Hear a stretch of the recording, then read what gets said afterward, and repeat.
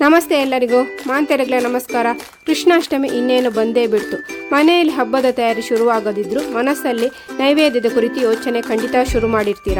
ಕೃಷ್ಣ ಸುಧಾಮನ ಕಥೆಯ ಮೂಲಕ ಶ್ರೀಕೃಷ್ಣ ಅವಲಕ್ಕಿ ಪ್ರಿಯ ಅಂತ ಗೊತ್ತಾಗಿದೆ.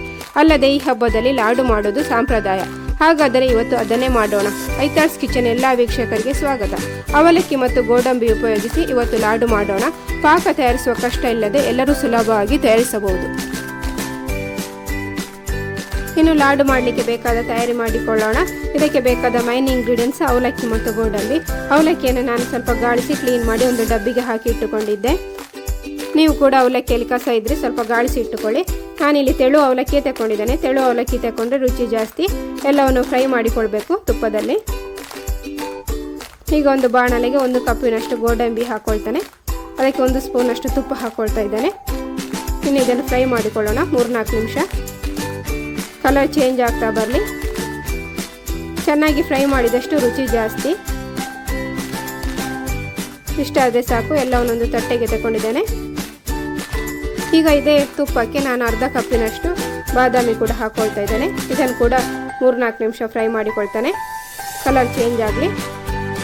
ನೀವಿಲ್ಲಿ ಯಾವುದೇ ಬೇರೆ ಡ್ರೈ ನಟ್ಸ್ ಕೂಡ ಯೂಸ್ ಮಾಡಿಕೊಳ್ಬೋದು. ಇದನ್ನು ಕೂಡ ಅದೇ ತಟ್ಟೆಗೆ ತಗೊಳ್ತಾ ಇದ್ದೇನೆ. ಹಾಗೆ ಅರ್ಧ ಕಪ್ಪಿನಷ್ಟು ಒಣ ದ್ರಾಕ್ಷಿ ಹಾಕ್ಕೊಂಡು ಫ್ರೈ ಮಾಡ್ತಾನೆ. ಸ್ವಲ್ಪ ಫ್ರೈ ಮಾಡಿದರೆ ಸಾಕು. ಇಷ್ಟ ಆದರೆ ಸಾಕು. ಇದನ್ನೊಂದು ಬೇರೆ ತಟ್ಟೆಗೆ ತೆಗೆದಿಟ್ಟುಕೊಳ್ಳೋಣ.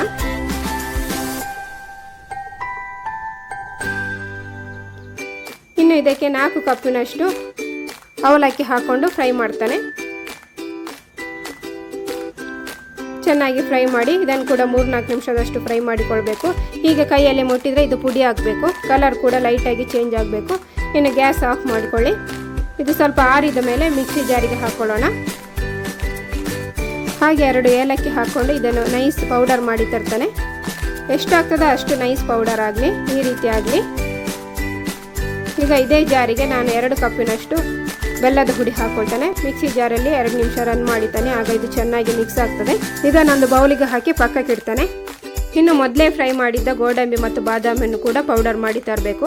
ಗೋಡಂಬಿ ಮತ್ತು ಬಾದಾಮಿ ಎಷ್ಟು ನೈಸಾಗಿ ಪೌಡರ್ ಆಗಬೇಕು ಅಂದರೆ ಗೋಡಂಬಿಯಲ್ಲಿರುವ ಎಣ್ಣೆ ಅಂಶ ಬಿಡಬೇಕು. ಎಣ್ಣೆ ಅಂಶ ಬಿಡುವುದರಿಂದ ಲಡ್ಡು ಕಟ್ಟಲಿಕ್ಕೆ ಸುಲಭ ಆಗ್ತದೆ. ಜಾಸ್ತಿ ತುಪ್ಪದ ಅಗತ್ಯ ಬೀಳೋದಿಲ್ಲ. ನೋಡಿ, ಈ ರೀತಿಯಾಗಿ ಕೈಗೆ ಅಂಟುವ ರೀತಿ ಆಗಬೇಕು. ಇನ್ನು ಇದಕ್ಕೆ ಫ್ರೈ ಮಾಡಿ ಇಟ್ಟುಕೊಂಡಿದ್ದ ಒಣ ದ್ರಾಕ್ಷಿ ಕೂಡ ಹಾಕ್ತಾನೆ. ಇದನ್ನು ಮಿಕ್ಸಿಯಲ್ಲಿ 5-6 ಸರ್ತಿ ಪಲ್ಸ್ ಮೋಡಲ್ಲಿ ಮಿಕ್ಸ್ ಮಾಡಿ ತಂದರೆ ಸಾಕು. ಇದು ಬಾಯಿಗೆ ಹಾಗೆ ಸಿಗ್ತಾ ಇದ್ದರೆ ಲಾಡಿನ ರುಚಿ ಜಾಸ್ತಿ ಆಗ್ತದೆ. ಎಲ್ಲವನ್ನು ಮಿಕ್ಸಿಂಗ್ ಬೌಲಿಗೆ ಹಾಕ್ಕೊಳ್ಳೋಣ. ಹಾಗೆ ಅರ್ಧ ಕಪ್ಪಿನಷ್ಟು ಕೊಬ್ಬರಿ ತುರಿ ಕೂಡ ಹಾಕ್ಕೊಳ್ತಾ ಇದ್ದಾನೆ. ನೀವು ತೆಂಗಿನ ತುರಿ ಹಾಕ್ಕೊಳ್ಳೋದಾದರೆ ಅದನ್ನು ಮೊದಲೇ ಫ್ರೈ ಮಾಡಿಕೊಳ್ಳಿ. ಕೈಯಲ್ಲಿ ಚೆನ್ನಾಗಿ ಇಸ್ಕುತ್ತಾ ಇದನ್ನು ಮಿಕ್ಸ್ ಮಾಡಿಕೊಳ್ಳೋಣ. ಸ್ವಲ್ಪ ಡ್ರೈ ಇರುವ ಕಾರಣ ನಾನಿಲ್ಲಿ 7-8 ಸ್ಪೂನಷ್ಟು ತುಪ್ಪ ಹಾಕ್ಕೊಳ್ತಾನೆ. ಇಷ್ಟು ತುಪ್ಪ ಇದಕ್ಕೆ ಸಾಕಾಗಿದೆ ನನಗೆ. ಇನ್ನು ಪುನಃ ಚೆನ್ನಾಗಿ ಕೈಯಲ್ಲಿ ಮಿಕ್ಸ್ ಮಾಡ್ತಾ ಕಲಸಿಕೊಳ್ತಾನೆ. ಈಗ ನೋಡಿ, ಲಾಡು ಕಟ್ಟುವ ಹಂತಕ್ಕೆ ಬಂದಿದೆ. ಇದನ್ನು ನಿಮಗೆ ಇಷ್ಟವಾದ ಗಾತ್ರದಲ್ಲಿ ಕಟ್ಟಿಕೊಳ್ಳಿ. ನನಗೆ ಈ ಮೆಜರ್ಮೆಂಟಲ್ಲಿ 18 ಲಾಡು ತಯಾರಾಗಿದೆ. ಎಲ್ಲ ಲಾಡುಗಳು ರೆಡಿ ಆದಮೇಲೆ ನಾನು ಇದನ್ನು ಮೊದಲೇ ಫ್ರೈ ಮಾಡಿ ರೆಡಿ ಮಾಡಿ ಇಟ್ಟುಕೊಂಡಿದ್ದ ಗಸಗಸೆಯಲ್ಲಿ ಸ್ವಲ್ಪ ಹೊರಳಿಸ್ತೇನೆ. ಹೀಗೆ ಮಾಡೋದ್ರಿಂದ ಇದು ನೋಡಲಿಕ್ಕೆ ಚೆಂದ ಕಾಣ್ತದೆ. ಹಾಗೆ ರುಚಿಯನ್ನು ಇನ್ನೂ ಸ್ವಲ್ಪ ಜಾಸ್ತಿ ಮಾಡ್ತದೆ. ಇದು ಫುಲ್ ಆಪ್ಷನಲ್. ನಿಮಗೆ ಇಷ್ಟ ಇದ್ದರೆ ಮಾತ್ರ ಮಾಡಿಕೊಳ್ಳಿ.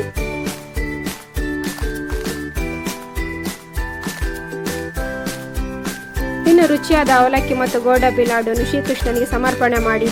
ಸುಲಭವಾದ ಈ ಲಾಡು ನಿಮಗೆಲ್ಲ ಇಷ್ಟ ಆದರೆ ಲೈಕ್ ಮಾಡಿ, ಶೇರ್ ಮಾಡಿ. ಹಾಗೆ ನೀವು ಅಷ್ಟಮಿಗೆ ಯಾವ ಲಾಡು ತಯಾರಿಸ್ತೀರಿ ಅಂತ ಕಮೆಂಟ್ ಮಾಡಿ ತಿಳಿಸಿ. ಚಾನಲ್ ಸಬ್ಸ್ಕ್ರೈಬ್ ಆಗಲು ಮರಿಬೇಡಿ.